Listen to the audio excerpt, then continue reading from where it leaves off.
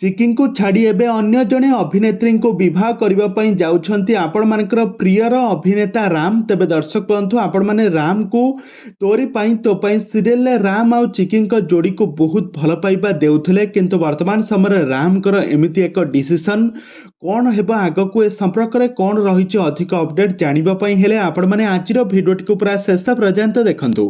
ଦର୍ଶକ ବନ୍ଧୁ, ଆପଣମାନେ ସମସ୍ତେ ଜାଣିଥିବେ ରାମଙ୍କ ପ୍ରକୃତ ନାମ ହେଉଛି ସାଗର ମହାନ୍ତି। ତ ସାଗର ମହାନ୍ତି ଓଡ଼ିଆ ସିରିଏଲ ଜଗତର ଜଣେ ବହୁତ ଭଲ କଳାକାର। ସେ ବହୁତ ସୁନ୍ଦର ଅଭିନୟ କରୁଛନ୍ତି। ସେ ପ୍ରଥମ ଥର ପାଇଁ ତୋରି ପାଇଁ ତୋ ପାଇଁ ସିରିଏଲରେ ନିଜର ଅଭିନୟ କ୍ୟାରିୟର ଆରମ୍ଭ କରିଛନ୍ତି।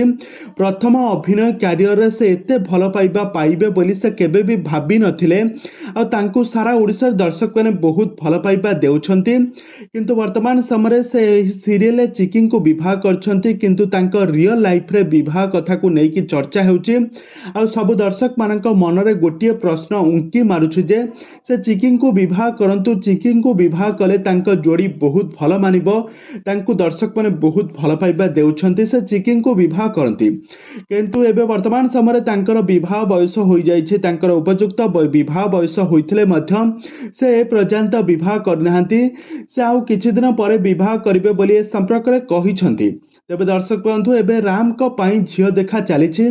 ତେବେ ଦର୍ଶକ ବନ୍ଧୁ, ଏବେ ରାମ ଆଉ ଚିକିଙ୍କ ଯୋଡ଼ିକୁ ତ ଆପଣମାନେ ତୋରି ପାଇଁ ତୋ ପାଇଁ ସିରିଏଲରେ ବହୁତ ସୁନ୍ଦର ଅଭିନୟ କରୁଥିବାର ଦେଖିଥିବେ। ତ ବର୍ତ୍ତମାନ ସମୟରେ ତାଙ୍କର ବୈବାହିକ ଜୀବନ ବହୁତ ଦୁଃଖରେ ଚାଲିଛି। ଜେଜେମା ଆଉ ରୋହି ତାଙ୍କ ପଛରେ ପଡ଼ିଯାଇଛନ୍ତି, ତାଙ୍କୁ ବହୁତ ହଇରାଣ କରୁଥିବାର ନଜରରେ ଆସିଛନ୍ତି। ତେବେ ଦର୍ଶକ ବନ୍ଧୁ, ଆପଣମାନଙ୍କୁ ଚିକି ଆଉ ରାମଙ୍କ ଯୋଡ଼ି ଆପଣମାନଙ୍କୁ କେମିତି ଲାଗେ ଆମକୁ ନିହାତି ଭାବେ କମେଣ୍ଟ ବକ୍ସରେ କମେଣ୍ଟ କରନ୍ତୁ।